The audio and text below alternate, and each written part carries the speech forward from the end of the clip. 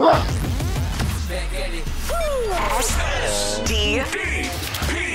that make it on the page? Steve Dangle Podcast with your hosts, Steve Dangle, I think so. and Jesse Blake. Woo! Sometimes you got to clear the pipes before the show starts. Bless you, Adam. Thank you. Thank you. Hey, shout out to everybody who signed up for SDP VIP, an extra episode a week. It's a dollar, as they say in Buffalo. An episode. $1. So $4 a month gets you SDP VIP. And honestly, all the comments on the YouTube video for it, because you can do YouTube and you can do Apple Music right now. Spotify's coming. Apple Podcasts. Apple Podcasts, excuse me, very different. Because Apple Podcasts, they didn't sponsor the halftime show. Apple Music did. It's very different. There are different apps on your phone. Apple Podcasts. But yeah, the comments on the YouTube video were amazing. Like, yeah, everybody's like, let's party. Yeah. There's a little emoji you get next to your username now. So if you're on the channel and you're an SDP VIP, there's a little Steve head. And as the months go along, it works as, if you're familiar with Twitch, it works as similar to Twitch, where as the months go along, the longer you are a subscriber, the emoji changes. So after like 3 months, it'll be a different little thing, and after 6 months, it'll be different. And yeah, so it's kind of fun. I like that. And all the comments that said we should have charged more. Shut up. What? Shut up. No, I saw those. Like, I was like, okay, I just want this to be good value for people. And like a few people were like, oh, this is definitely worth it. And then a bunch of people were like, oh man, they should have charged more. I'm like, fuck you. Yeah. Don't tell me that. Don't tell me that. Don't tell me Well, that. the whole point was to make it as affordable as we could for literally anybody, right? Like, I just don't, the times are crazy out there, and I just, want you to get great value for your time. By the way, you will have another episode this week. Every week. Every single week. So it's happening. SDP VIP, check it out. What do you want to talk about? I know that Morgan Rielly is going to come up. Yeah? We're not going to start there, though. No. We're not starting there. Make them wait. We're starting at the worst take in human history, which is producer Drew mid Usher performance last night saying it was the worst halftime of all time. Wait, so he called it a mid Usher performance, or this happened in the middle of the performance? No, this was mid performance, and he actually That's didn't what call I'm it mid. saying. He said it was the worst. Oh. Who's on second? Right. If you pay attention, you watch your Super Bowl halftime shows, you know that there were some pretty rusty bands when we were in high school. Like, I love all the bands that were on, but I can tell you the Who were terrible. They were absolutely brutal. And the only thing that saved the halftime show, I think the next year, was Prince, and he was amazing. Well, I remember Prince. I don't remember the Who. I remember the Rolling Stones. They were good. Yeah. Coldplay was good, but had to bring out people. That performance to me was very, very cool. And even Drew, by the end of it, was like, okay, it was fine. Well, okay. I will give Drew this. The beginning of the show was just, I have a lot of songs. And like, okay, I get it. You have a lot of songs. Perhaps play more than 5 seconds of them. Yes. Like, I was like, oh, he's starting with My Way. It's done. Yeah. Didn't I say this on the show? It's done. It's the longest Super Bowl halftime show in history thus far. Does it? Yeah. Was? No. Oh, wow. I didn't know that. Yeah. Rihanna's felt way longer. Yeah. Because it wasn't as good. Well, they brought out the roller skates. That was I thought the roller skates bit was fantastic. Oh, it was that cool. was awesome. Yes. See that, Well, what blew my mind is how good Usher is on roller skates. Like, I would expect the hired people, the hired dancers, to be good at it. Like, are you, like, on your resume, is it good? Are you good at roller skating? But Usher was like forwards, backwards, through Will.i.am's legs, like, almost fell. It was also just a who's who of who's aged really well. Like, Ludacris looked great. I'm glad he went with the afro as opposed to the cornrows, because afro Ludacris is more old school, and that's like that's what we were channeling there. Yes. We were like, we want to see the Luda from our high school days, So it was cool to see that. 100% intentional. Him and Usher look the same as they did in 2003. Yeah. Or whatever. Alicia Keys got some shit for that first note. And her voice is always raspy, so I kind of get it, but you gotta hit the first note. Raspy or pitchy, Jesse? Whoa! Whoa, Simon! Nice shirt there, Simon. I'm a big fan of Miss Keys, so I don't want to talk shit. Yeah, it wasn't great. But that's okay. It's a live performance. And you know what I respect about her and Usher and everybody, actually, is they weren't playing to a tape. They were they were singing. First thing I said when Usher came out and you hear his mic, you're like, oh, that's a person talking through a microphone. Fantastic. That's real. And a lot of people come out and they're like, they're like strumming along with their instruments, but they're not plugged in. Like the music has been pre-recorded. They did it on a sound stage. It sounds live, but it's not. These guys, Usher was spectacular, and he did sing every note, and so did Alicia, and good for her. Yeah. I do feel bad for To one her person. detriment. What's that? To her detriment. She picked it up at the end. Yes, It was a really hard. That note is like a mountain to climb. To and start there Yes. it was hard. Yeah. I felt bad for one person. Who? Well, people were like, "Oh, it's Usher. Oh, Ludacris is here. Hey, it's Alicia Keys. Is that CeeLo Green?" Oh. And it was not CeeLo Green. Who was it? It was Jermaine Dupri. He looks different now that he's lost weight. A lot. No, he looks like Jermaine Dupri. It's just not as many people know who that is. He's also aged. Yeah. Like He's an old man now. Yeah. Yeah. He's not an old man.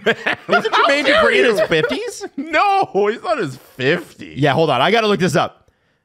He's 51. He's 51. Whoa! Oh my goodness. Yeah. You know why, Time Jesse? flies. It's not 2003. I guess so. Yeah, I yeah. guess so. And you know, Lil Oh my Jon gosh. brought the vibes. Oh, Lil Jon. Lil as Jon well. sounds exactly the same. Which is crazy because as your voice ages, it's harder to hit. Well, I know he just yells, but like it's still harder to do. the Captain Picard of voices. It got old fast and then stayed the same age forever. Yeah. It was good to see Lil Jon. There was a bet. Would Alicia Keys, Will.i.am, Lil Jon, and Ludacris all come out? And they all did. So that Really? that hit. Yeah, it was a good one. Will.i.am was there? Will.i.am was there. Yeah, Oh, yeah. He had the space helmet. Yeah, on. you couldn't see his face. Oh, that's who that was! Yeah. He's in the song. Dude, he was talking. He's the guy saying, "Oh my God," you know. Oh, Okay, I didn't know that because he was wearing a friggin' space helmet. but that's like, very Will.i.am. He was standing Yes. front and center, and I'm watching going, I'm supposed to know who this is. Yeah. I don't. Yes. Will.i.am. I had no idea that was him. He's always got like I'll give Will.i.am credit. He's a tough interview, man. He's not a fun guy to interview, but Why, have you interviewed him? yes, and That's I crazy. did not enjoy it because he wants you to be uncomfortable the entire time. He doesn't like being interviewed. Fine, but one of the things that I really respected about the way he came out is he always rises to the occasion when it's time to come out and put on like a space age performance. You know what I mean? And he did it. He brought the space age. He's not very personable. You know? No. I would never say that about Will.i.am. No, you can't accuse him of that. He does well when Fergie doesn't have to sing the national anthem. Is that what you're That's what I'm saying. But there's, I'm trying to think of what else happened in that halftime. Just feel like a lot happened. Yes. You know, I thought it threw me off when he came out and he wasn't on a stage. When he was just on the field and doing all that dancing, I was like, what's going on here? And then he walked over to the stage and I was like, the performance is, now we're getting going and all this stuff. So I feel like that had contributed to the slow start that you were talking about, Steve. I felt the same way. I was a little slow. I was too fast. Yeah. Like- just a lot of pop, lock, and dropping. Yeah. In And the then square, he does it in the square. It took Yeah. it took a turn for the better as soon as he put on his leather jacket with abs. As soon as the leather abs came Yeah, out. that was a good one. I did when he got up on stage. I was like, God, that guy's like 15 years older than me. Look what he's doing. It's crazy. Oh, Mrs. Dangle went, how old is Usher? And I went, shut up. Stop asking questions. Mind your business. Amazing. Watch the show. She turns to Steve and says, what's your excuse? What's that? She didn't say that verbatim, but it was pretty loud and clear. Oh, the last thing, a lot of people got on Usher for the caressing of Alicia Keys. And everyone's yelling, they're saying, Swiss Beats is going to come out and slap you like Will Smith. Yeah, because no one's ever done that on stage before. No one's ever faked being in love when the song "My Boo" comes He on. has a history. With Alicia? In the fall, he at his show in Vegas, he goes up to Keke Palmer and he says, "Keke Palmer, let's do a little. I'm gonna sing to you for a little bit." And then her I think it was fiance at the time. I'm not sure if they're married. Gets upset and they end up breaking up. And now Usher's going to another taken woman. And he's doing a little, "Hey, I'm Usher. I'm hot." And everyone's like, "Watch out, Alicia." Okay, I want you to do yourself a favor. When you get home, Internet tonight, drama. When you get home tonight, I want you to Google Swiss Beats and Alicia Keys homes. It was on selling. No, not selling Sunset. It was on like $1 million listing LA. And No, it was on Architectural Digest. And it was also that too. It was on $1 million listing LA. Was it as Josh well? Altman had it. Yes. Okay. And this house, it's in San Diego. It's a community center / space station. It's enormous. I don't know that Swiss Beats is going to be worried about it. Keke Palmer, it sounds like the fiance, they were already pretty close. Like if Usher, dancing with Usher on stage, which I think most people would say yes to. If Usher wanted to caress me, I would fall into his arms. He flipped my wife 8 times, and it really bothered me. Oh my God! I feel like that relationship was on its way out. Like, Swiss Beats says, I think you should leave. Yeah. Oh my goodness. There was many other things going on with Darius Jackson, Alicia, and Keke Palmer. I don't know much about Darius Jackson. Should I know much about him? Nah, not a good dude. Not a good dude. Not a good dude. Okay, well, it sounds like she... Hey, I want to do this. Let's do the BetMGM big story right now. Jesse, I need to know. Did you take the over or the under on Reba McEntire's a national anthem? So we talked about this on Friday, and I took the over, and it hit. Oh, it did hit. Yeah, it hit not by a lot, but because she was quick. But there was a little moments, especially at the end, where she held the brave that really paid off, and it hit over 90.5 seconds. But like my whole thing going in was that we're not going to set the world record here for fastest national anthem in the Super Bowl. It's got to go over, and it did. So lucky me. So are you sitting there when she's holding the note going, all right, shut up. Yeah. Stop. No. Well, he bet the over. Right? I have the yeah, I'm going. Oh yeah. You keep going. Yeah. Come on, Reba. Come on, Reba. You're yelling at her like a racehorse. I got the stopwatch going, like on the iPhone app, just on the clock app, and I'm sitting there. I'm like, okay, it's like 1:15, and we're nearly at the end, and I'm getting a little worried. So yeah, it hit. Okay, this is very important because I didn't know this when the anthem started playing.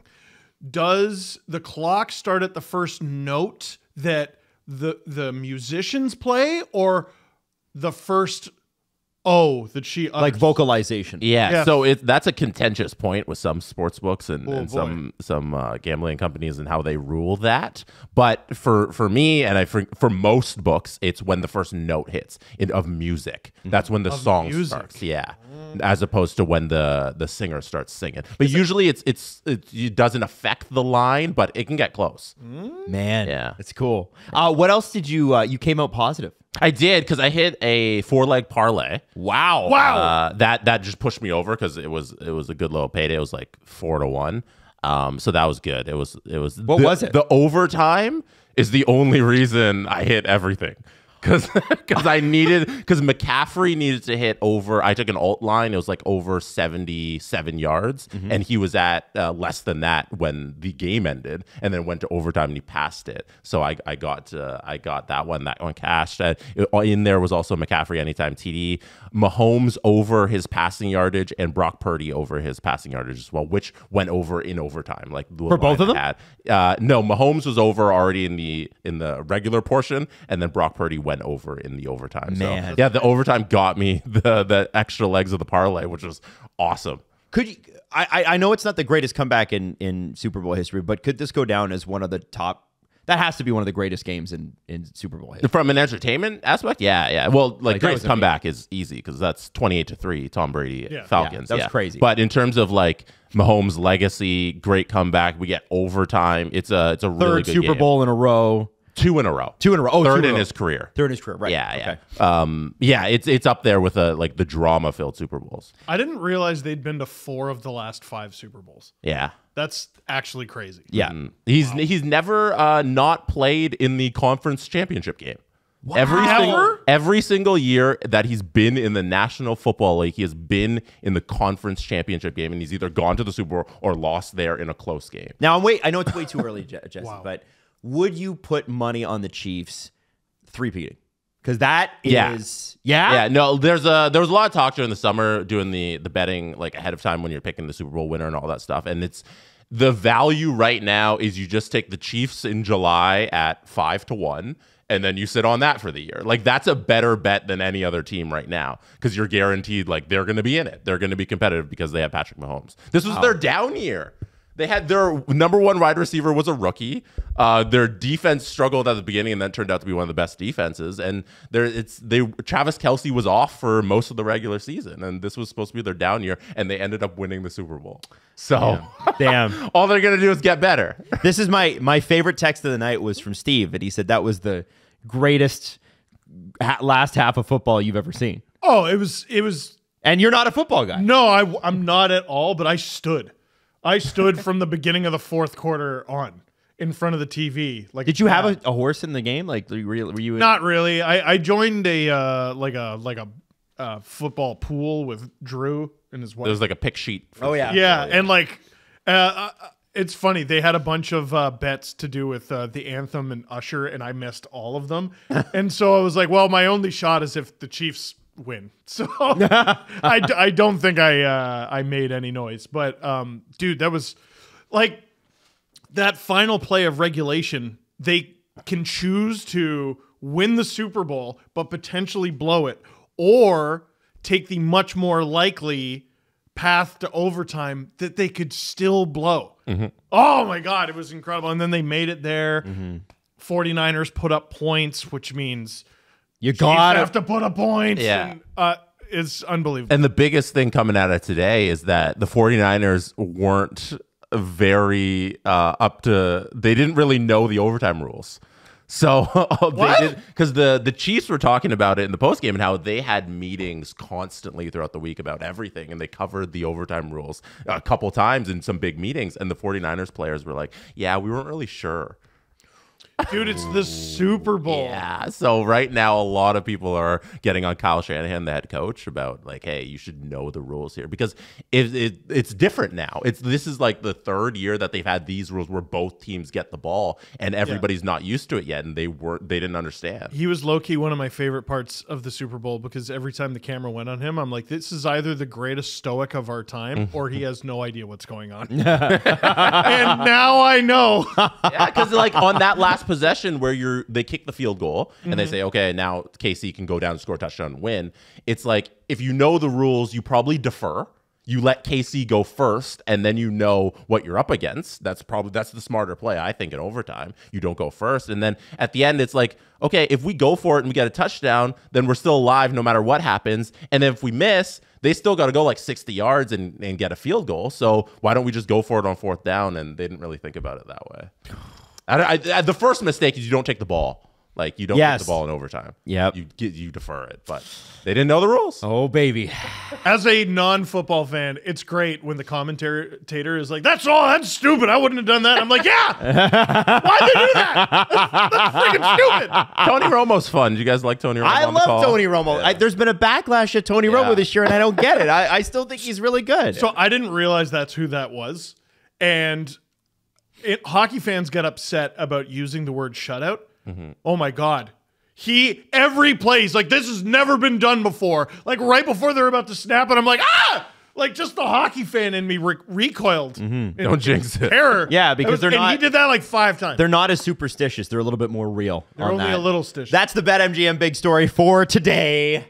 Remember to go to betmgm.com/dangle, because what do we have coming up? That's right, trade deadline. We got playoffs to worry about. We got lots of stuff. Check it out, betmgm.com/dangle.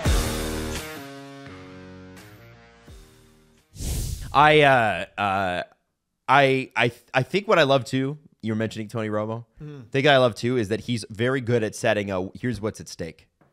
You know, and we're not great at that in hockey. What's at stake here? On this play, what's at stake? At this face-off, what's at stake? If we did a little bit more of that, I think it would be like, oh my God, pull us in. Now, there is a lot at stake. Morgan Rielly will have an in-person hearing, and he's going to New York, from what I understand. I don't know if he took the Zoom option. I believe. I think you can. You could take the in-person on Zoom. Absolutely. Yeah. And most players do, but I believe he might actually be going. So if correct me if I'm wrong, this is the second in-person hearing this season. That's it. I think Perron was the other one. Perron was the other one. Yeah. All right. So, of course. Right? So, of course. If you missed the play, I don't know how you could have. Twitter, up until Taylor Swift took over yesterday, was an absolute bombshell, tire fire, and the kind of stuff that I miss. I love some of it. Oh yeah, listen. Some of them. Yeah, let's not. I'm obviously ignoring the virulent racism. No, you thought that was but awesome. Yeah, no, I thumbs up to that. No, I'm talking about Ottawa and Toronto fans hating each other. I think that's good. Which was the point I was trying to make in the LFR. Can I tell you, I usually think I do a pretty good job at those. And the Saturday one was the first one in a long time where I was like, I think I might have missed the mark a little. Why? I didn't say anything I regret, but I talked about the game. No one wanted to talk about that. No, they just wanted to talk about Morgan Rielly. And I didn't realize that because sometimes I try to catch the reaction. Like I sit there for 5-10 minutes, see what people are talking about. And then I shoot my video. And obviously people were talking about the thing that just happened, but I didn't appreciate enough. Oh, this is all anyone wants to talk about. Well, I don't think you could have known. Like, you actually do have to talk about the game. You do have to talk about the game. That is the brand. You got to talk about the game. Sometimes it comes down to a moment. And this one came down to a moment. It's all anyone wanted to talk about. Yesterday, I was at a kid's birthday party. Everyone was dressed as a princess or Spider-Man. Elsa was there, the real one, and she could sing. Sang her ass off, Elsa did.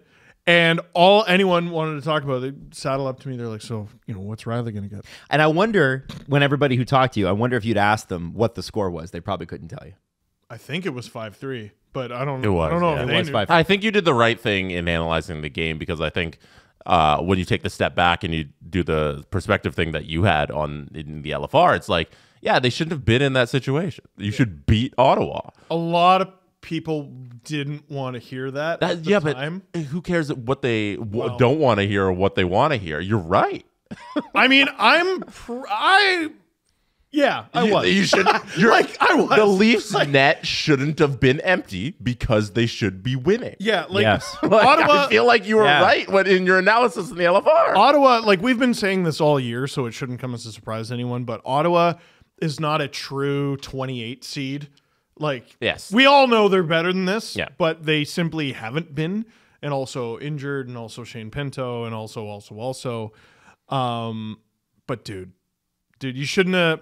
The mistakes that these guys consistently make is so infuriating.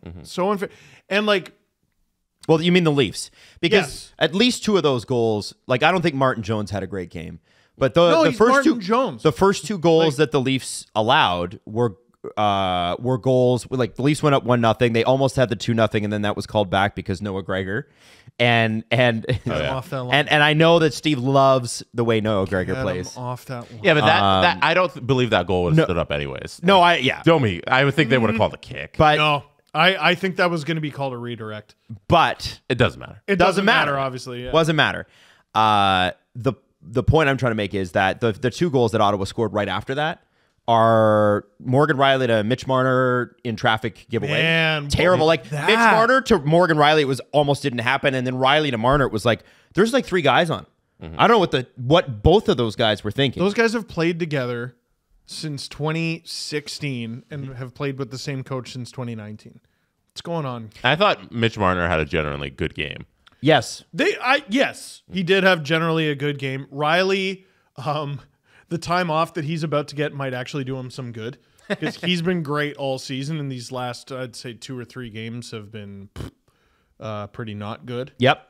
Yeah. And so the second goal, another giveaway, another painful sort of. It was the Leafs breaking out of their zone, giveaway in the neutral zone. The Sens turn it around, use their speed, score. I mean, you got out coached by Jacques Marchand.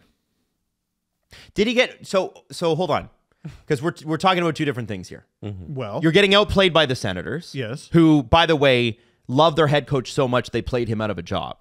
right. Right? Like that's how the Senators season has gone to this point. This Rielly Greig moment, which we'll get to, was a key pivotal moment in bringing that team together, and I hate it, but it's also you kind of have to respect it. Did Sheldon Keefe really get out coached by Jacques Martin, or are the Leafs just sloppy and unfocused? Whose job is that? At the end, It might actually be the players. Well, at the beginning of the day, you're in charge of getting up, washing your ass, eating breakfast, getting clothed like an adult. I get that. But These coaches make the money not just because of their X's and O's and all the preparation and a lot of the shit that the assistant coaches and video coaches do, by the way. They got to motivate these guys. And like one underrated thing in the middle of the Morgan Rielly, Rielly Greig thing, and I know I'm skipping ahead. No. No one is going to want to hear this. This is going to give off big uncle energy. I don't care. It matters. It has always mattered, and it's something that has been a consistent weakness of this team. Matthews skating in. What, slow? Like after the puck or after to the bench? Willie skating in. Marner skating in. Doesn't have a partner. Looks around. I don't think anybody Get your ass kicked, guys. Just get your ass kicked. I don't think that's boomer energy. I think anybody who watches the game expects players to skate hard. Tarasenko punched Matthews in the face. Did he? You look yeah, he did. He did. After Jesse, the Rielly, you didn't notice because we're so used to seeing it. after the Rielly incident? Yep. Oh, I didn't notice. Punched him right in the face. And Matthews looks down at Tarasenko. He's taller, longer reach, more weight. I know your wrists. I don't know, slap him or something. Like, let him know you're there. These guys, I don't know. This is why every time someone brings up Sheldon Keefe and firing him, I go, yeah. And I brush it off. You can't make these guys change their spots. Who is going to come in and make these guys interested in sticking up for themselves, let alone their teammates? Right? And why do these things keep happening? Why do these things keep happening? Why does Nazem Kadri get antagonized, lose his mind, get suspended? Why does Michael Bunting get antagonized, lose his mind, get suspended? And never get a call again. Why does Morgan Rielly get antagonized, lose his mind, get suspended? Because it's always one fucking person. And yes, this year it's a little different. It's not one person. But for the most part, kitty cat. Like just real soft, timid. There was a narrative out there that no one wanted to hear. Rielly, he did the right thing saying you can't friggin' do that, and he stuck up for the team. And people were saying, well, this actually makes the Leafs look more soft. And a lot of people were not computing what that meant. What does that mean? Well, it's one guy going squirrely again, while the rest of this team, when I say the rest of this team, like Max Domi, like that's the sort of guy who might win like best supporting actor and then go off and do another project. Like, let's talk about the guys who are sticking around. Mm-hmm. You know what I mean? The guy's not on 1-year deals. Who's sticking around on this team? The core, who's locked up forever, dudes on entry level, and that's it. Tyler Bertuzzi, like I cannot bring myself to get worked up about the things he does or doesn't do. He's not going to be here. Max Domi, he's not going to be here, man. He's not going to be here. That's some guy. It's the core. And every good core in this league sticks up for themselves to at least some degree.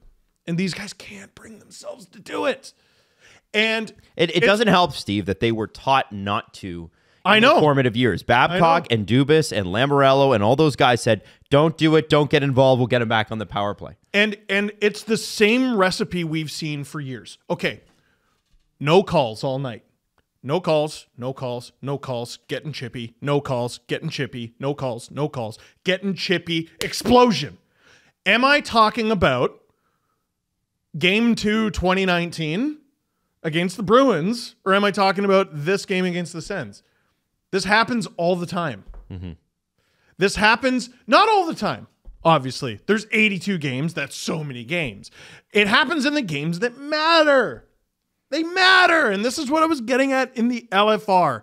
This game mattered. And like Leaf fans, we got to be honest with ourselves.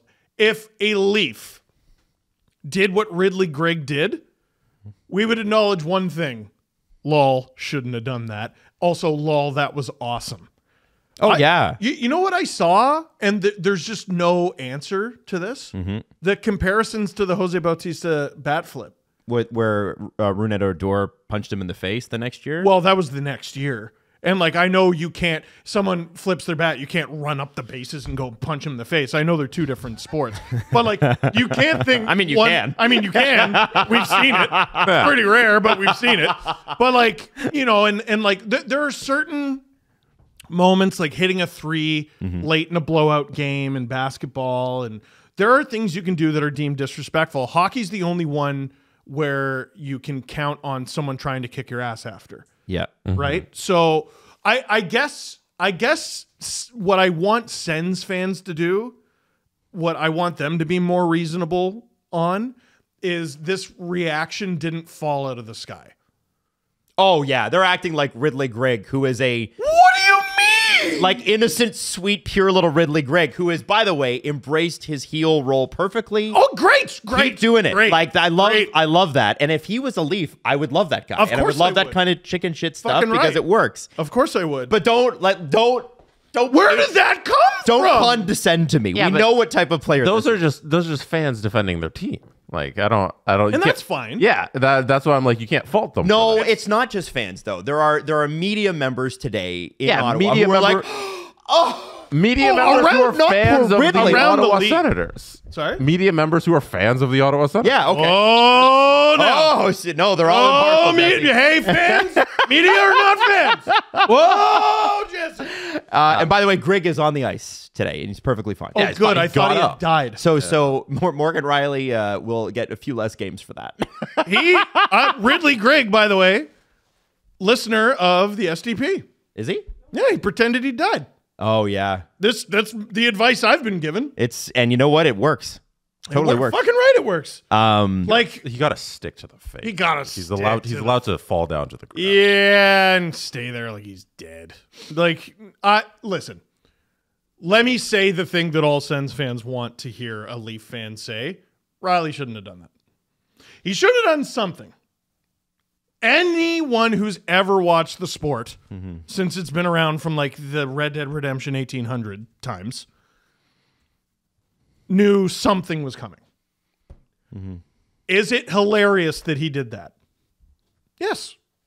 Objectively, that's hilarious and awesome that he did that. As a Leaf fan, that made it... The fact that it's hilarious and awesome is why we're mad. That's why we're mad. That's how that works. It's weird how you got to explain everything from the beginning. Yeah. The fact that it was hilarious and awesome is why we're mad. But it's hockey, and Morgan Rielly's reaction did not fall out of the sky. That has always been what's coming. Also, imagine the stories. Imagine how much more shit this team would be taking today had they done nothing. Oh, Right. Oh my God. Well, it would be Boston again from earlier in the season. Yeah, and they would have learned nothing.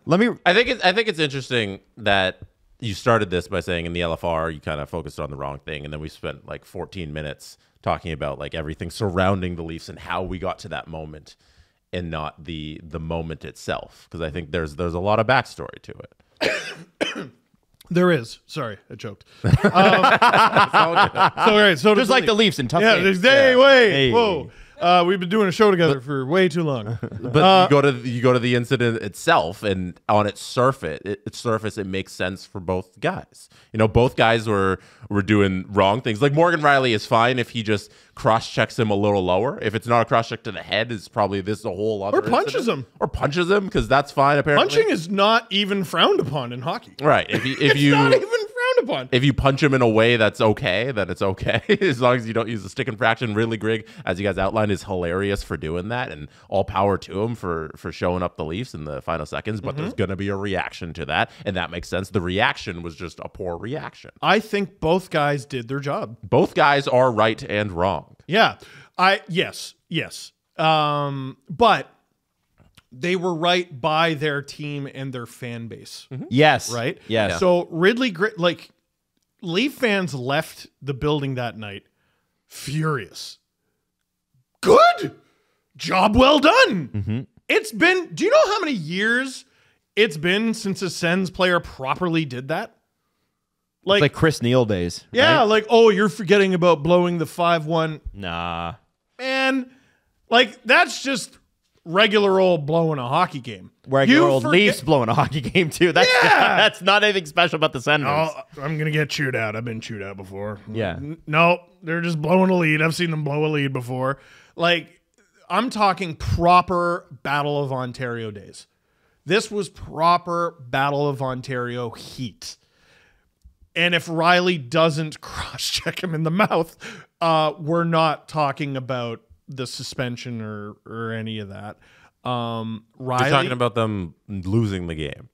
Like, yeah, you're talking about. We're talking. If the whole incident doesn't come away with something that's going to lead to a suspension, we're just talking about the Leafs losing. And can this team make the playoffs? You know, Tampa and Detroit are right there, and all this kind of stuff. You know, that's what we're talking about today.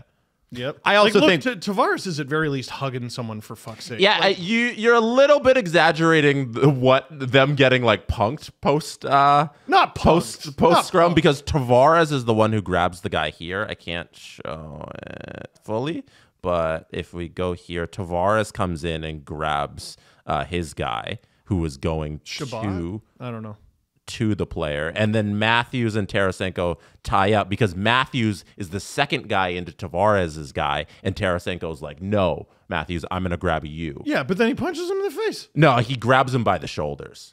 Nah, you're not watching it close enough, Jesse. He punches. Look at that. No, he grabs. Look at that. So he has him by the collar and he shoves him. What if it's a rabbit punch? So and then they grab and they tussle.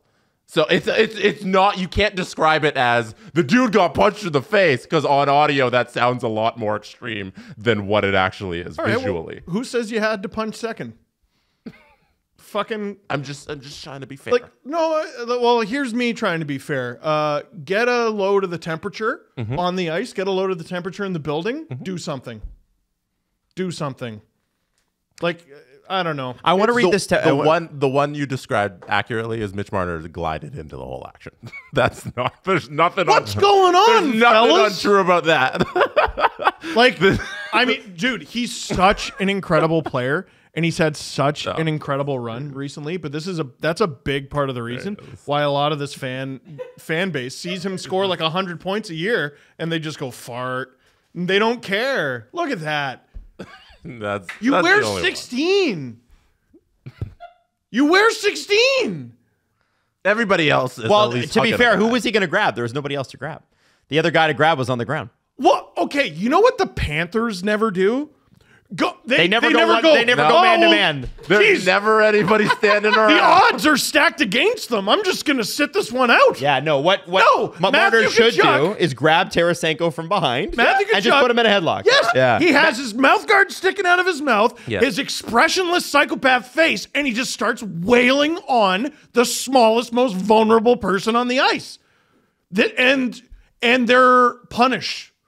They're punished, though. Their punishment every year is they're forced to play hockey longer than the Maple Leafs. Don't forget, George Parros was a Panther, and I don't care how bad he was with the Panthers and how short he was there. He was still a Panther. Adam, that started as a bit. This hearing, I don't care. He was a Panther, and he was a Canadian. It started as a bit.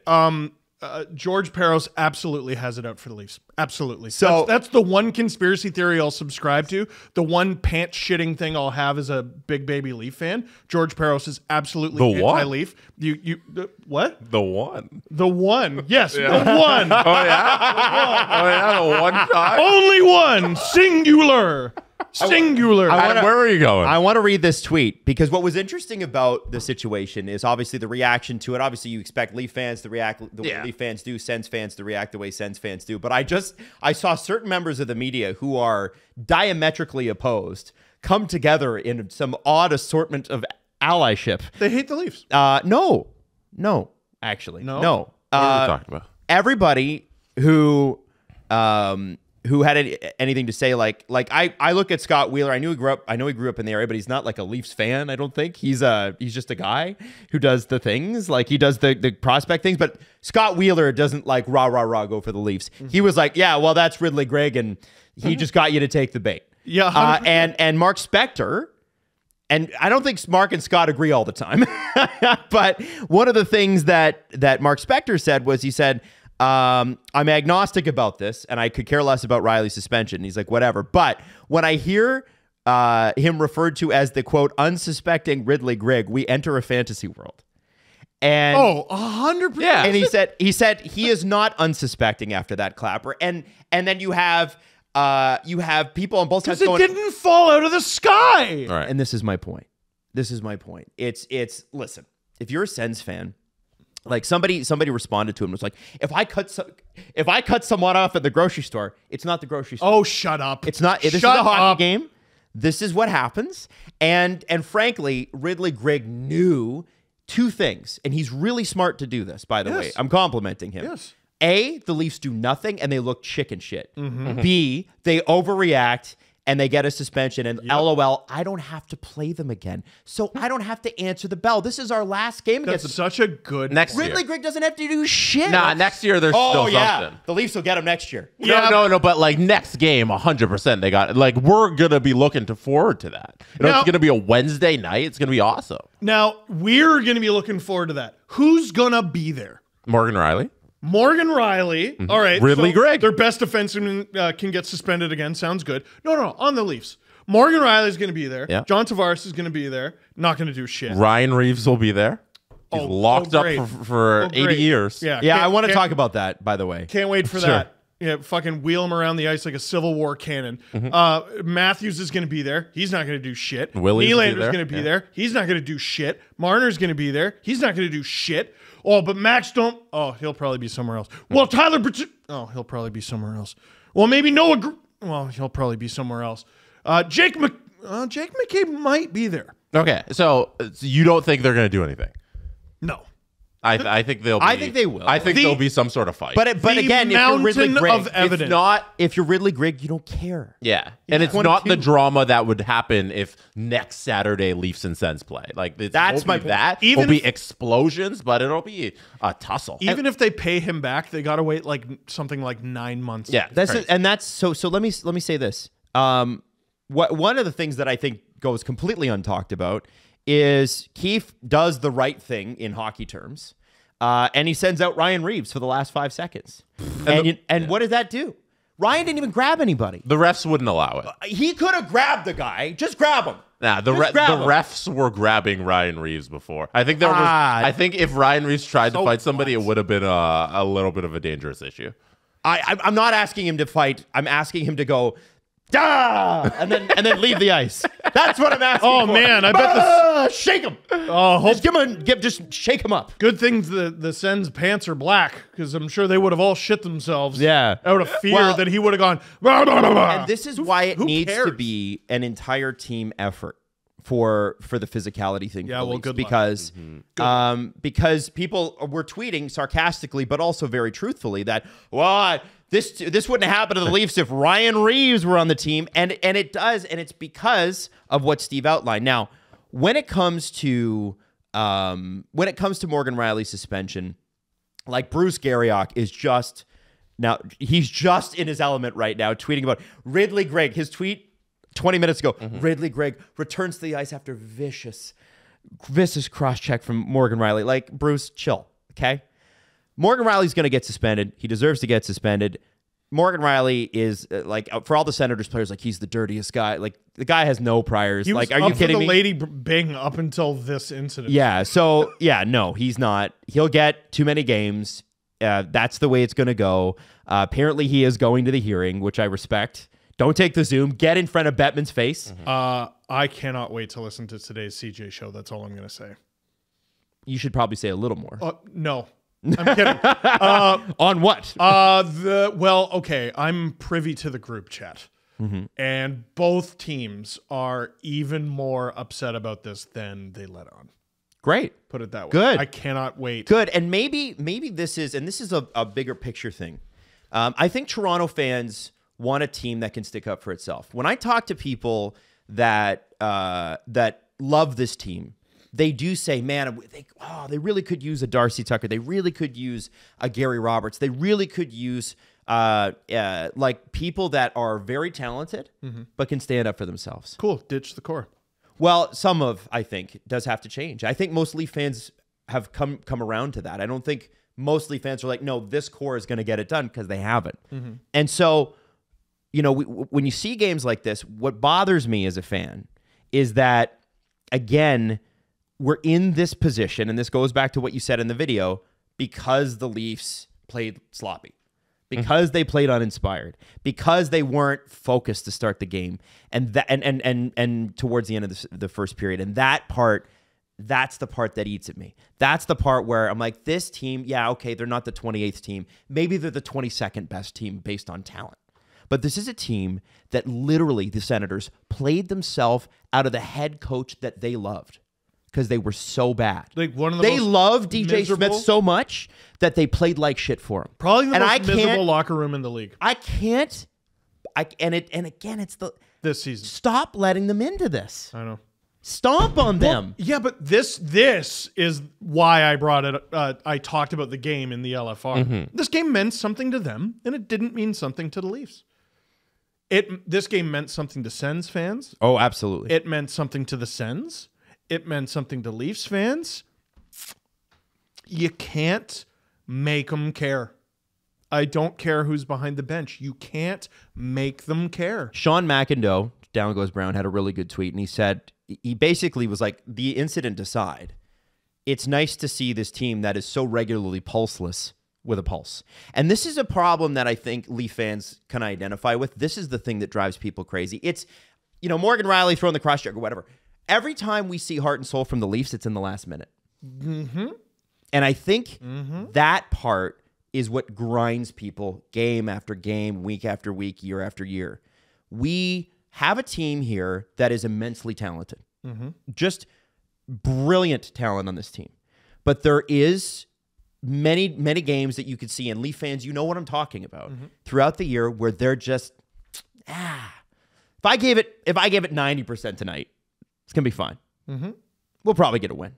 Because there's so many games. And this is the stuff that drives me crazy, because then you end up with Morgan Rielly suspended. Here, I'll go through the lines for you in practice. You ready? Oh, today? Yeah. Brody Liljegren. Fuck my life. Benoit McCabe. Giordano Legason.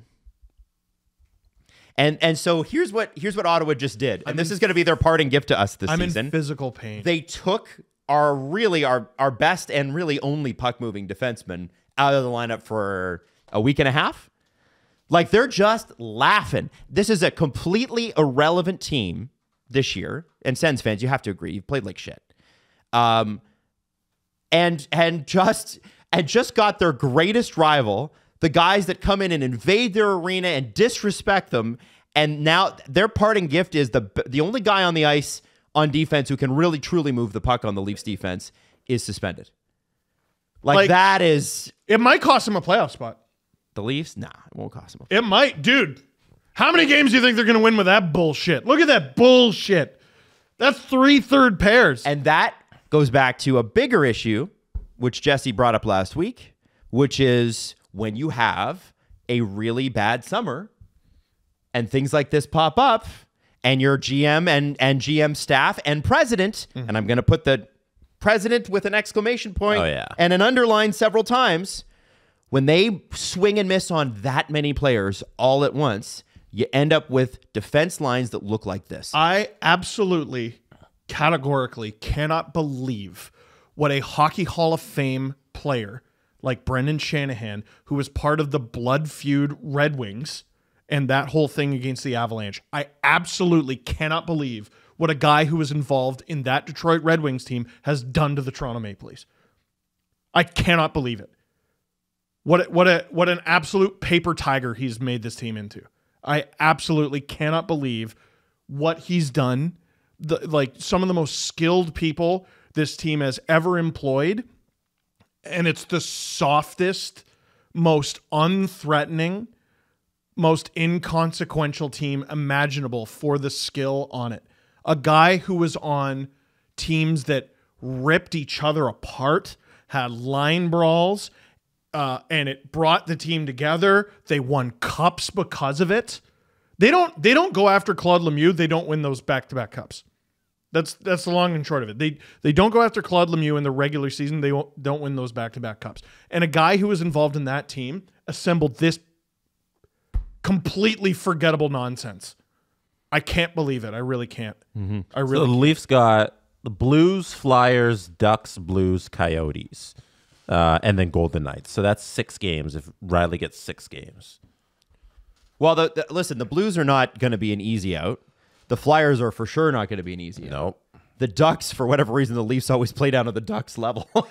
All 3 of those games are at home, which is helpful. Except the Leafs stink at home. But the Leafs all season long have been a terrible home team. Well, I would count on Rielly. Rielly's not in New York for nothing. He's going to get 6 or more. Which is the wrong decision. It is. Like, you look at Mangiapane cross-checking a guy who was on the ground in the head, and he got 1 game.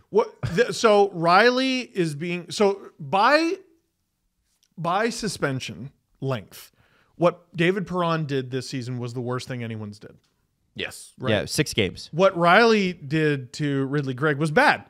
It was bad. He should be suspended. Yes. It wasn't the worst thing that's been done this month. No. What the fuck? No. Even by accident, the Trouba Trent Frederick swing stick to the face is the worst thing that's happened in the league. Never for as long as I live will I understand that. Dude. Yeah, but he didn't mean to. Trouba got a fine for that. But he didn't mean He to. wasn't even suspended. Fines don't count. But he didn't mean to, Steve. So that's what they're taking. I didn't know they took that into account. But in their explanation videos, they'll say it's not like we understood the argument from X player that they did not intend this action. So it is the intention of the player is definitely taken into account there. It's just 6 is too much for the action. Like we go back to Matthews Dahlin. Very similar situation, cross-check to the head where it's directly to the head and it's not a ride-up from the shoulder pads. And that was 2 games. Yeah, they never seem to understand the Leafs explanation, eh? You ever notice that? Well, and like the fact that Rielly has no priors, we already know doesn't matter because Peros gave Spezza 6. Yeah. And to the point... And they just accepted it. They didn't fight it. No, they did fight it. And Bettman reduced it. Oh, he did? It might be the only... I'm trying to think how many suspensions Bettman has reduced under Peros. I think... Didn't Tom Wilson get like 21 or something and they reduced it to 14 or something like that? I seem to remember. They reduced, I think, only those 2. Now, speaking of reduced and having things rescinded, I do think... And I didn't mention this in the LFR because it was going to fall on deaf ears if I mentioned it the night of. People are too heated. Yes. But now I can talk about it with a clear head. I've had time to think about it, and it's simply correct. So here come the words. A lot of this is on Eric Furlat, who is one of the officials in this game. And I can tell you exactly what happened because these guys have really easily damageable egos. The Leafs played the Dallas Stars. Eric Furlat was one of the officials. The Leafs scored 3 power play goals. But what happened after those 3 power play goals is Mason Marchand caught Jake McCabe with a blindside hit. McCabe was bleeding all over the place, and the Leafs were whining and yelling and complaining. He has 2 black eyes, by the way. Because of it. Yeah, because he probably broke his nose. Clocked. And after that, he had to explain to Sheldon Keefe. We haven't even talked about Sheldon Keefe and how he said it was appropriate. But which is the right thing to say. After that, well, we'll get there. After that, Furlat goes to the Leafs bench, and they're like, hey, what the hell? And the officiating crew, it wasn't necessarily Furlat, said it was a good hit. Well, after the game, the Leafs obviously go to the league, and they go, what the hell? The league goes, no, you're right. And they fine Mason Marchand. Now it's a fine. Fines do not count. They're not things that are things. That's a dinner for these guys. You ever see the Bruins bar tab from when they won the cup? We've talked about this. It was over $100,000. I know they won the cup, but that's $5,000 a dinner. It's a dinner. It's nothing. But what it is an acknowledgement that player erred. Yes. Player erred, official erred. The referees made a mistake not calling a penalty. Okay. And so if you're there, and you're on that officiating crew, you were embarrassed. And you're sitting there for the next couple days and you're going, you assholes got 3 power play goals and you have the audacity to whine and complain about this. All right, I got something for you. And isn't it funny?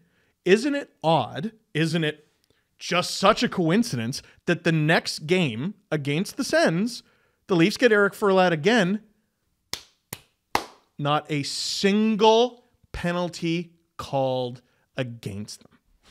Not a single penalty called in their favor. Isn't it funny it worked out that way? That is, Isn't I have to be honest, so that is strange? very strange. Isn't it odd that it worked out that way? As I faint onto my fainting chair, I just think it's funny how. I don't think you think it's funny. Well, CJ's already recorded today, but like if we were back on stage at the Rec Room, we had a live show, I'd be like, the league's sick of these guys, aren't they? Because I got the impression, especially during the COVID bubble and a little after that, the Dubas-Shanahan Leafs exhausted the league. I think they wore out their welcome.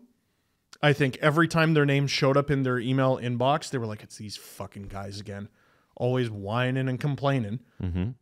And they want stiffer penalties. And then a Leaf does something and they're like, all right, you're going to get exactly what you asked for. Guess what? Morgan Rielly, second player this season to get an in-person hearing. I'm sorry. Like, I know I'm a Leaf fan. I'm very open about my biases. Look at all the bullshit that's happened this season. This is either the worst or second worst infraction of the season. Get the fuck out of my face. What are we doing here? Who are we even trying to fool? Who are we trying to kid? This looks very fishy from the officiating crew. That's all I'm saying. Officiating. I mean, we know they missed at least one. Sometimes there's games where there have been games this season where the Leafs only got like one, or whatever, one power play, but not one. But not one. And I've been like, it wasn't that chippy of a game. It's fine. We saw McCabe take a stick to the face. How much more abuse does this guy's face need to take before anyone gives some modicum of a shit? Yep. So I just think it's funny how it wouldn't be the first time Habs fans who are listening to this going, oh, Leaf fan whining, complaining. Remember Alex Burrows? He'll tell you something about this. He's behind your bench right now. He dove or embellished or something.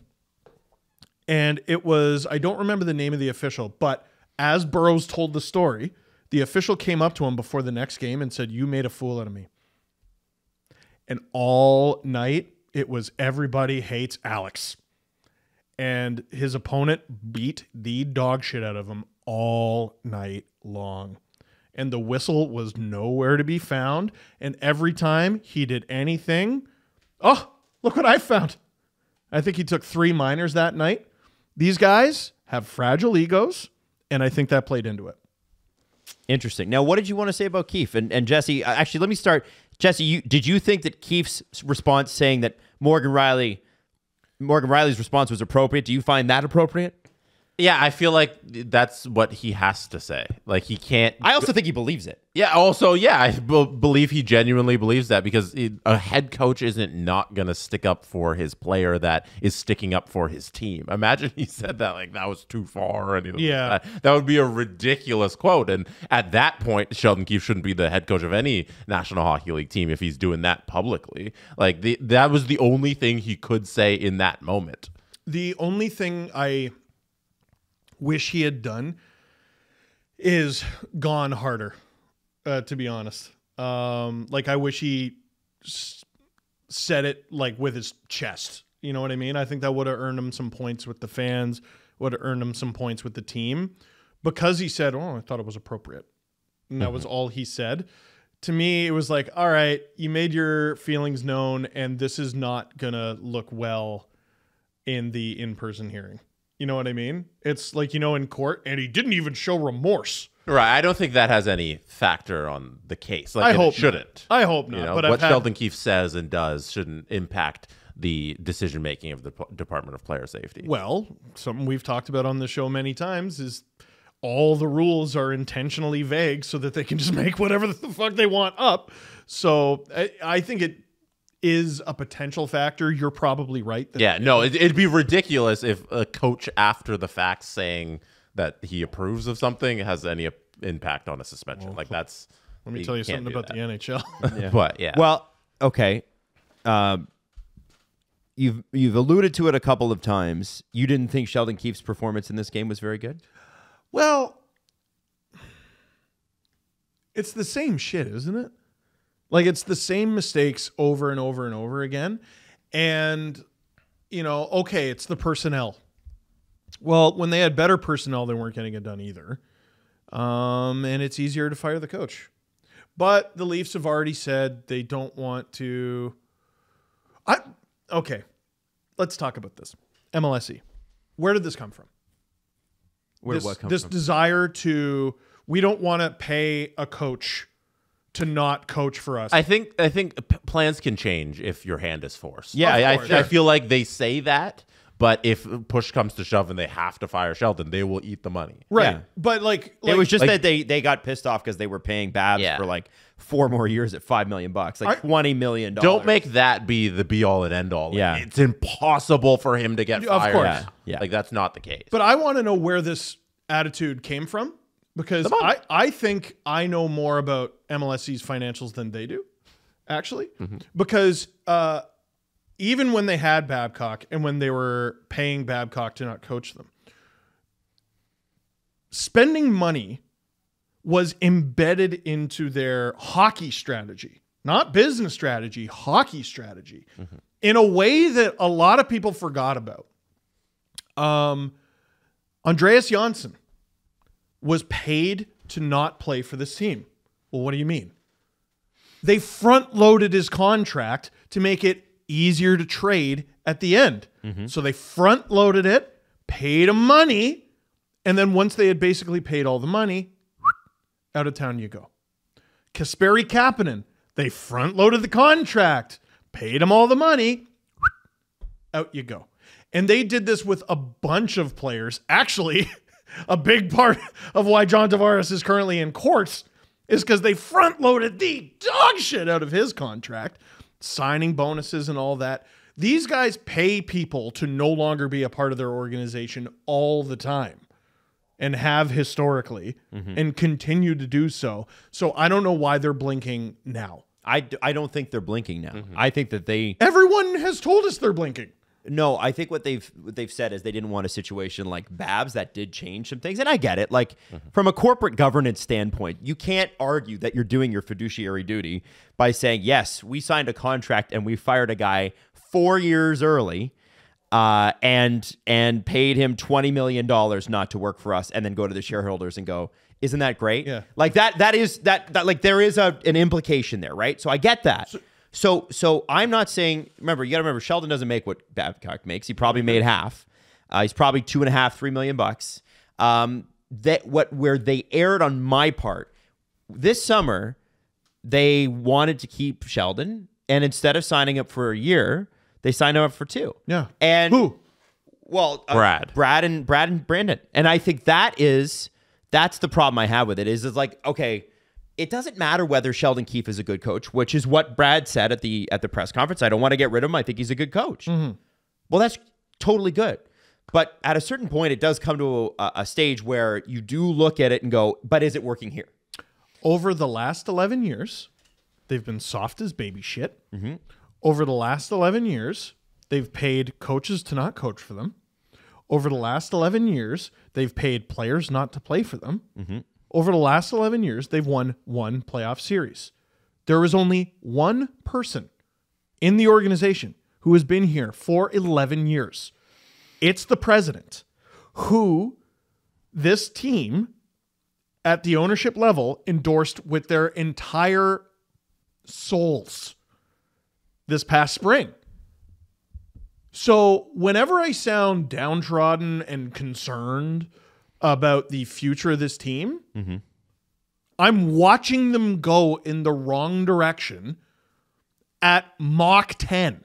I'm watching them go in the wrong direction with no reason to believe that they will change course. Actually, I think where I disagree with you. Okay. Is that you're forgetting, and it's easy to forget, that MLSE has a new president coming in April. And yeah, what's his resume? His resume is Rodgers and Bell. Obviously, they own the team, but Keith Pelly understands the country's held hostage. Just let me hold on. The country's held hostage. Steve, you got to let me finish the point here. Sure. You got to stop for a second. Sure. And the reason I say that is Keith Pelly, for whatever his track record is, was extraordinarily successful with TSN. Did get the Rodgers deal done with hockey. What Rodgers has done with that deal since is completely up to everybody's interpretation, but that is what his resume is. Then he goes to the European Golf Tour. He's come back. He has the ear of both sides of ownership, which is rare because Rodgers and Bell don't like each other, or at least they say they don't. Good way to operate. And I think that he's going to look at this and go, the only thing that is going to drive share prices for Rodgers and for Bell is for the Toronto Maple Leafs and the Toronto Raptors to be very good. And if they are not succeeding, like when we were, I don't know if you guys remember much about the 15-16 runs for the Blue Jays, but Rodgers stock, not Blue Jays stock, Rodgers stock went up like 20-25%. It was crazy. I believe it. So if the Leafs went on a real run, these companies wouldn't just make the money from ticket revenue. They don't give a shit about that. Their actual asset value is going to skyrocket. It'd be the first zillionaires in human history. Brendan Shanahan is from what I understand, a very, very good executive. And that takes a particular type of person. Anybody that's ever worked in a corporate office knows what we're talking about here. Sure. But so is Keith Pelly. And I think Keith Pelly is going to look at this and go, if the Leafs don't take a step forward in the postseason this year, if they don't get into the second round and drive it to the 7th game, he's going to start looking at this team and go, okay, well, you're worse in the regular season. Then you took a step back in the playoffs. And you really haven't done anything in the playoffs anyway. At a certain point, Shannon, we gotta have a conversation here. And I think for the first time, because the last guy, David Freesdale, was not like a sports guy. Freezy. Yeah, that's what internally they call him Freezy. I was like, who are you? He's a good person and a good executive, but he's a business guy. He came from like airplanes. This Keith Pelly's a sports guy. He started as a producer at TSN on CFL. This guy understands the business, understands sports. And I think that Brendan Shanahan, and there have been reports about this already, there's already been allusions to this, that things are shifting in MLSE. Now, he might be able to shift with them, but they better get this on track quick. And so, and Jonas Siegel, interestingly, and this is how it relates back to hockey, he put out an article, which I really liked last week, saying, here's why the Leafs can't sit on their hands at the trade deadline. And I agree with him. They cannot sit. They cannot sit with this. Even if it's not a traditional buyer. Like, well, 100%. Yeah. If you're Brendan Shanahan, you can't allow them to. Oh, 100%. Well, they can't go on like this. Dubas emptied the clip because he knew he was gone. He knew. It was either his last hurrah and he knew he was gone, which is weird because he never spoke to the Penguins beforehand. Or, you know what? Yeah, they just threw $50 million at him one day. Yeah, just one day. And he was, he's, you know what? I'm fighting for my job. Mm-hmm. Brendan Shanahan's got to fight for his job here. He's got to fight for his job because right now there's no reason he should keep it. Well, and I think what he did last year with Dubas was he said no. Because Dubas made a power play. He said, I want to cut Shanny out of the organizational structure, and I want to go directly to the board with any trade and any signing. Yeah. And Shanny said, no, I'm not going to sign off on that because I'd be signing my own resignation. What would be the point in having me? We hammered Shanahan, and we should have, but Dubas deserves a lot more blame than people realize. Sure. Well, and I don't blame Dubas for wanting to go above Shanahan or around Shanahan or whatever. Like, I saw the dollar amount. It's cool. You do you. I forgive you. But I think what Shanny did, especially when he had like that hour-long press conference a couple of days after firing Dubas, he said, was driving home on the Gardner, the DVP, or wherever he was, and I just felt like that wasn't what I wanted. I wanted a guy who was committed. And to me at the time, and to me now especially, it says that's Shanny going, I want to do it my way. Mm-hmm. And we've seen 8 months of Shanny doing it his way. And already you're seeing the cracks. Already you're seeing things not work out. And you're seeing Treliving at how many Sabres games in a row? And was he even there on Saturday? No, I don't think he was there. I so badly wish he was there to see a building full of Leaf fans on the road leave humiliated. It's what he deserves. As the guy who's trying to fix this team, it's what you deserve to be there for every victory, and you deserve to feel every prickle of every defeat. So I tell you what, there better be someone real tantalizing you're watching on the Sabres or the Blues or the Canucks, because those are the three teams that he's seen there. Because you should have been there for that game. Yeah. Anyway, we've exhausted it. It looks like Jake McCabe is taking PP1 rushes. How do we feel about that? Jesse, are you down? I would probably put Liljegren in that spot. I would too. I think Liljegren, Matthews, Barner, Tavares, Austin. Now, Liljegren blew it. When he said remember the Pee Wee thing last week where I don't think you can put Liljegren. Remember, because he was there was a breakaway behind him on the power play when the guy got out of the box. The and Islanders game. Oh, yeah. So I think that's why he can't be there, because the coach is saying you didn't earn that. This is Keefe backing up his own words. He's punishing a player who failed. Right. All right. Maybe you try. I don't know. I would have tried maybe 5 forwards. It would have been fun. Like there's an excuse to do an experiment. Mm-hmm. Well, and like McCabe is banged up. So like, yeah, I don't know if Jake McCabe makes the most sense. And like we're saying all that, and then what's going to happen is they're going to score a whole bunch of power play goals, and they're going to go 6-0. God, dude, wouldn't that be amazing? Guys, Brad Marchand, never sticks up for himself because he's the team star. 1,000 games. You guys are dyed-in-the-wool Leaf fans. Mm-hmm. Say something nice about Brad Marchand. He is someone who has been around forever, and he gets more effective with every passing season, and I wish he would stop.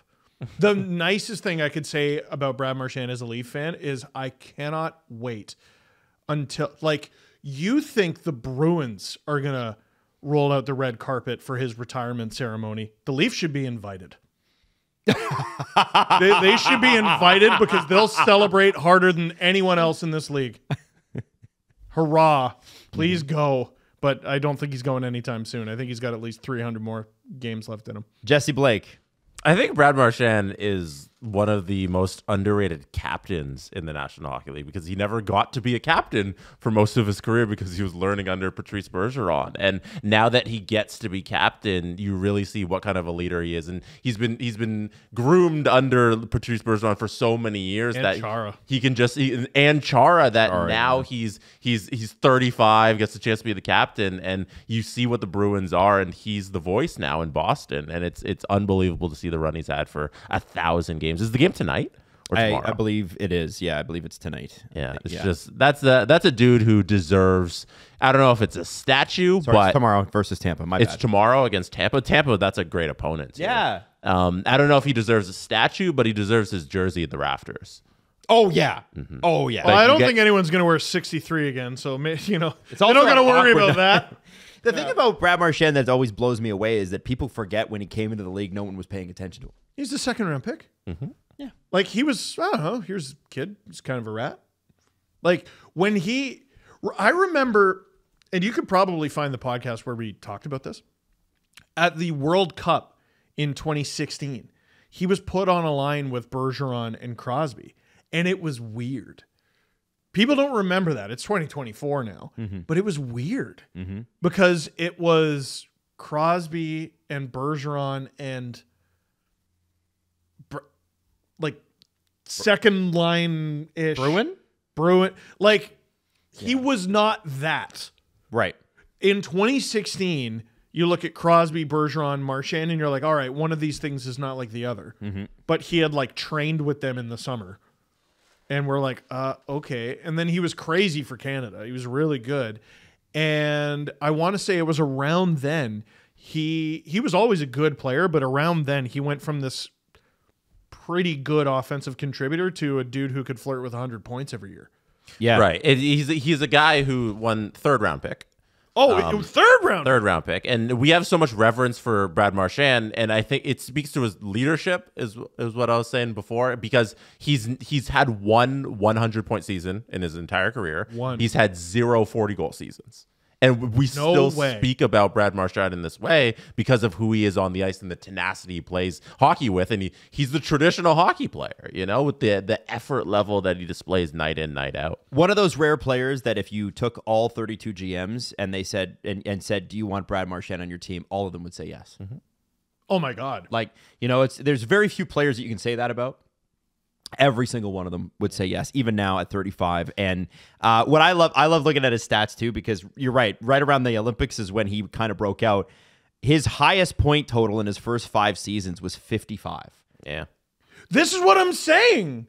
It didn't make any sense. We're like, oh, okay, I guess he can go in I mean, it there. was a deep Bruins team. Yeah, but like, you can go in there and dig for pucks, I guess. And then... Yeah, we were talking about him, like, who was Crosby's... guy at the 2014. Chris Kunitz. Chris Kunitz. Yeah, we were talking about him like he was Chris Kunitz, and no disrespect to Chris Kunitz, but like Brad Marchand. Now this one's gonna melt brains. He's tied for 121st all time in NHL scoring. Oh wow, with 910 points. Mm-hmm. He's tied with Gary Roberts. Nice. So he's about to pass him. The next guy with 915 is Bobby Orr. Then he's going to pass Pavel Datsyuk. Brad Marchand's going to pass Pavel Datsyuk. Brad Marchand didn't have a 80-point season until 8 years into his career. Dude, I'm telling you, like he's aged like a fine wine. And considering like he's a winger too. Yeah. And like I know. Like he's such a great player and he's amazing and he doesn't even play like a center, you know? It's incredible. He's not going to catch Connor McDavid, but like this season he's going to pass Neil Broughton, Brad Richards, Steve Thomas, Jason Arnott, Blake Wheeler's still playing. Like he's going to end up pretty comfortably in the top 100 all time. Mm-hmm. Just consistency year in, year out, doing it for long enough. He's going to end up in the top 100 offensive performers of all time, and that's not even his calling card. So that's a good player, man. Yeah, that's a spectacular player. Should we do the press conference, or was there anything else you guys want to hit? Well, sure. Let's hit the press conference. The Presser. SDP. The Steve Dangle Press Conference. We've complimented both the Senators and the Bruins in this show, and specifically their heels. And the Panthers. And the Panthers. Who else? Who else from the? Who else that we hate can we compliment? Yeah, let me talk. Let me wax poetically about the 2004 Philadelphia Flyers. There you go. One piece of feedback from the Peoples, Adam Wilde, as the man who puts the show outline together. Mm-hmm. Why, with all of the hate that you have in your heart for the Tampa Bay Lightning, could you not have said something nice about Mikhail Sergachev and his note after his injury? You know what? I had it on the list of on the list of show prep, and we just didn't get to it. We were talking about other stuff. Hate Tampa. Yeah, it's personal, especially Sergachev. I was actually at that game laughing. I was in the, and I had it's funny, I had my eyebrows shaved in a particular way, so they just went down like this because you look consistently evil. Like actually there was when they brought the stretcher onto the ice, Adam was trying to get in the way. Oh yeah, no, I actually I siphoned the gas out of the ambulance while he was in there. Jesus Christ. No, I honestly, you came up with that too easily. There was a reason. Yeah, I feel like he actually did it. I think you might have. When you're a billionaire, you also have to be evil. That's fair. So I actually there was people that messaged that about that, and I said that's sort of the reason why we are doing the VIP thing, because like there are things that every show I get to or I line it up and we just don't get to it. I had no idea that we had forgotten because I had tweeted about it. Yeah. But also, Adam's... Are you getting your tweets confused with conversations on the show? Sometimes. Yeah. What? How are those two things equal? Adam's also really good at, and I'm not saying this happened here. I'll be like, Adam, we need to mention this. And Adam goes, okay, what's there? And I go, well, that it's bad. And Adam goes, that's not a topic.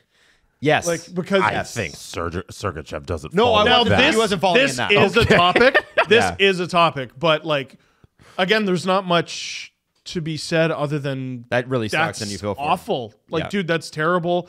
And like, dude, it takes a lot. Like, I was raised by the internet. It takes a lot to make me like physically react to a video. You knew right away. And like people were clowning his Instagram or whatever, but I was like, that's a guy being real. Like I respect that, and I love real and on drugs. Yeah, well, I love Sergachev's quotes anyway. Like he's a good interview man. That guy tells you how he feels. I love that. Of course he is. And as a Tampa player in the offseason when he was talking about losing to the Leafs, as a Leaf fan, did I like him? No. So he did his job. Again, there it is again. Mm-hmm. There's a guy doing his job. Yeah. No, that's brutal. And like, he's battled injuries before. He's playing really well. You just knew the moment it happened. Yep. It's brutal. Yep. This one comes from Hate the lightning. Boo. Adam hates the lightning is the moral of the story. But Dink Kadink writes, yes, you guys are media people. Perhaps you can break this down for me. It's 12:05 Eastern right now. Daylight savings is dumb. It's Saturday night. Yeah. There's only one game in action at this time. I'm stuck at work and cannot watch the game because it seems to be blacked out on ESPN+. Kings Oilers seems like a game the league would want to have available to a large audience. Where are you located? They did not specify. Okay. Somewhere in the States because they're watching on ESPN+. So they may not have access to it because remember, it's not ESPN's decision what games they get. You have to remember that if Bally Sports bought the rights to that, it's Bally Sports' game. And so you can, I know there are ways around that. I think in Canada we have like Sportsnet is like you can watch it as long as you're not in the Ontario region or something like that. There's certain games that are like that. But you have to remember that if I bought this and I'm a television station, it's my fucking game. And ESPN can go eat shit. I got Edmonton, Los Angeles. So, yeah, do I agree that there should be some foresight for things like that? I think we've talked about that before. But the reality is Edmonton, LA should probably always be a national Western game. Always. Yes. But at a certain point, sometimes they just can't be. It's this model is unsustainable. In fact, it's not, and the model will continue. I actually had a good chat with somebody who really knows their stuff. Do you know John Shannon? No. Yes. Yeah, John Shannon, who was the executive producer of Hockey Night in Canada. We went out to lunch. He kissed me on the cheek at a Christmas party. Did he? He's a man. Talk about a great storyteller, like crazy. But what he said was like, listen, there are markets in every sport in every country where if every game was nationally available, the bigger teams would eat the smaller teams alive. So to prop up the value of the asset and the TV asset too, like so I'm going to say it's the Jets because they are a small market. Okay, to prop up the value of the Jets and their TV rights, if you make the Leafs and Canadians and Vancouver Canucks and Edmonton Oilers available in the Jets region, it can cannibalize the audience. So you want to protect the audience, and that's why they do that, and they can do that with IP. So actually, regional blackouts will continue and probably always be there. Cool. And everyone's just going to steal. Yep, 100%. I'm just saying that's how they look at it from the business side. Lighting money. Because I was asking him about it. I was like, TV. Why do they do this? Oh, man. So you're flipping on Amazon buying it and making it available to everybody? Well, I think the difference is with a streamer, I think that they'll do a national package and a good chunk of the games will be on that. But I do think, here's what I think is going to happen whenever Sportsnet's deal expires. TSN and Sportsnet are going to split 3 teams each, okay? And then they'll split the Leafs rights. So you got 7 teams, then it's an equal split in audience, right? So you go make your money off that. And then the streamer, whoever that is, Amazon, Netflix, Apple, whoever it's going to be, is going to take the national rights.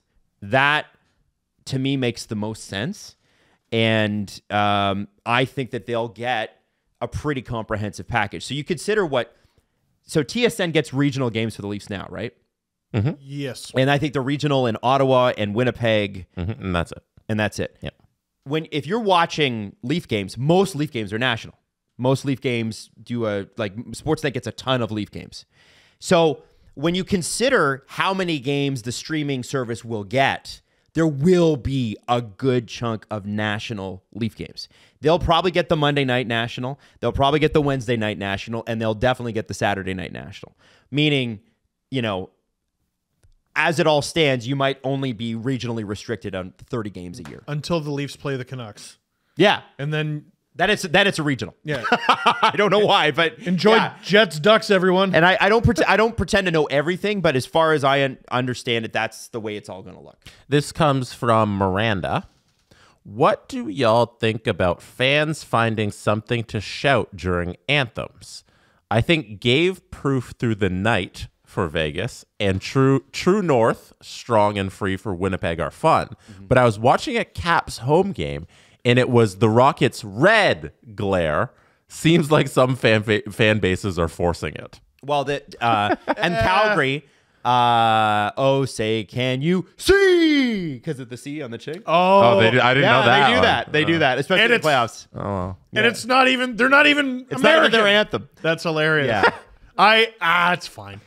I think We're all good with the anthem yelling words. the best I've ever seen it executed was during the Golden Knights. I think it was their inaugural season. And I didn't know that they did it. So they're showing the anthem singer. It gave proof through the... And then he stopped singing and the whole building went, night! And I'm like, Amazing. oh shit! Yeah. They're not losing tonight! I've been there. They in probably person. didn't. I've been there in person for one of those. It's pretty. What was that like? Was that fun? Oh yeah. No, Knights games are the best games I've been to, like ever. I've heard their in-game experience is just bonkers. Yeah, it's a whole other atmosphere as opposed to like every other building. I want to go. It's fantastic. Yeah, no, I'm But all for we're cool fun. with that. I'm cool Listen, with fun things. I think the national anthem Needs to go away. it needs to go away before the games. But as long as we have it, we might as well have fun. I get why they started singing it because they were trying to honor the troops in World War II, and playing the anthem in the arena was the best thing that they could do with the technology that was available. Like you put the record down, you turn it on, you let it spin up, and then you drop the needle on it, and there you go. That's what they used to have to do. We have the national anthem now just because we've always had it, not because we're not honoring troops, we're not honoring the fallen, it's really like, I don't know, we're not really doing anything with it. It's just, here's a waste of time. So why not have some fun? And I feel like the teams even know it because when they want to honor the troops, which they do quite often, they bring them out and we give them a standing ovation and it's a whole ceremony and everything. And they don't use the anthem for that. So what the hell is the anthem there for? And if the anthem mattered that much, when you watch the way American teams handle the Canadian national anthem, you should, if the anthem actually matters to you, that's the thing that should bother you, not what I'm saying, which is the anthem before the game don't matter. I'm not a big anthem guy, but if we're gonna do the anthem, fucking do it. Yeah. Canadians do the Star Spangled Banner with their whole chest. Americans is like, oh Canada, okay, oh say, can you? Yeah, like they're like just and it's like, how quickly can we get these fucking Canadians out of our way? Like, you know what would be more respectful is if we gave them the cassette tape that they play at every high school.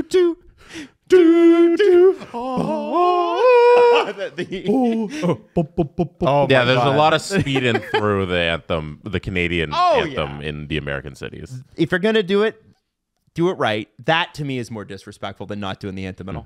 Also, move up the anthems. Like, don't have it after like the scheduled puck drop. Yeah, if games move them up. So that bothered you this week? Yeah, because it's every weekend. Saturday night starts at like 7:20, and it's like, no, move everything up and start the game at least like 7:05. There was a season with Sportsnet. I think it was one of the first 2 years that they did it, where they had games starting at like 7:45. Do you remember that? Well, okay, who's Canadian ones, like Leaf games? Leaf games? Yes, absolutely. Oh, okay. The Leafs. It was scheduled start late. You know what would have driven me nuts if I wasn't a Leaf fan, and it drove me a little nuts as a Leaf fan?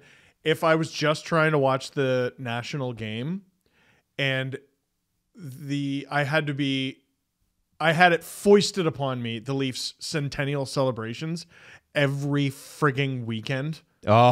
Oh my God, I would have lost my mind. Yeah.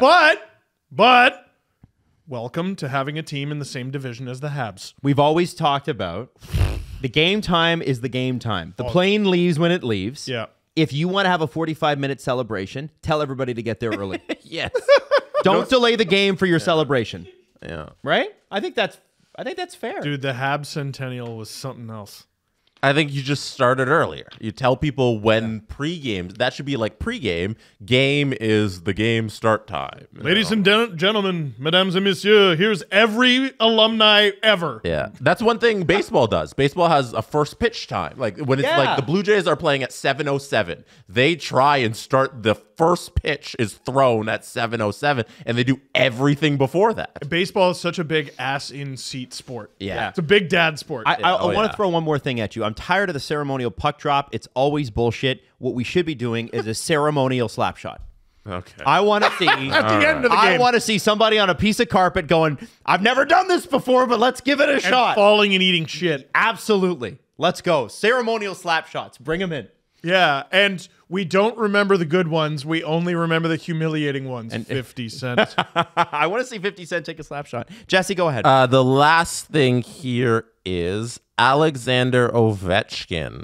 Steve Dangle, do you want to speak about Alexander Ovechkin's 1, 2, 3, 4, 5 game goal streak? When are you going to learn? When are you all going to learn? He's not done. He's not done. He's still got a ways to go to catch Gretzky, but it's starting to look like he's going to get there again. And it's starting to look like he's doing the thing that he always does, which is turning it on for the back half. So Alexander Ovechkin has 13 goals right now in 48 games. Adam Wild and Steve Dangle, how many goals does Alexander Ovechkin finish with this season? 35. Better question. Holy shit. On what date does he pass Austin Matthews? Yeah, man. Once he gets rolling, it's scary. 35. 35. 35. I think he's going to have a light, crazy back half. I'm all over it. Let's go. 32, the number that he wore on Dynamo Moscow. There you go. I'm going to say even 30. Okay. Hey, we're not that far. It's not that crazy. We all have him scoring 30 goals. He has 13. 17 more? We've seen this movie too many times. 17 and what? 25 games? That's doable. Yeah. He can do that. Yeah. Pass him the puck. Who else is on the scoring on the Caps? Come on. Me. The Steve Dangle Podcast. Follow the guys on Twitter at Steve_Dangle, at Adam WYLDE, and at Jesse Blake. Connection complete.